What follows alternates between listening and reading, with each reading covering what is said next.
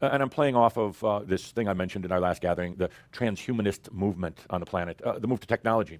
It's happening. If you haven't had a chance to review the Pronost update, watch it, but I'll give you the summary version. Technology is the biggest thing that's happening on the planet. Believe it or not, it's not Donald Trump, and it's not Hillary Clinton. It's not terrorism. It's not the financial systems. It's not the chemtrails. It's not the secret governments or banks, unless you like distractions.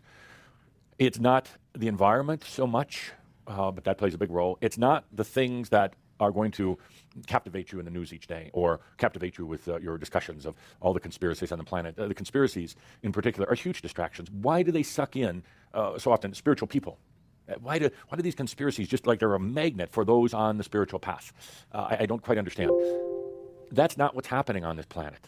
What's happening on this planet is there's this little old thing called consciousness that really started, if you map it out, which I have, you start mapping out consciousness, it started coming into this planet pretty strong right after World War II. One could say that World War II was kind of the defining point on the planet. Some call it the battle between light and dark. I just say it's the time of, do we bring in more consciousness or not? I guess that'd be light and dark, but there was a defining moment during World War II, right at the end of World War II. And at that point, consciousness was brought into the planet. The Christ seed that was planted 2,000 years prior to that finally was going to germinate.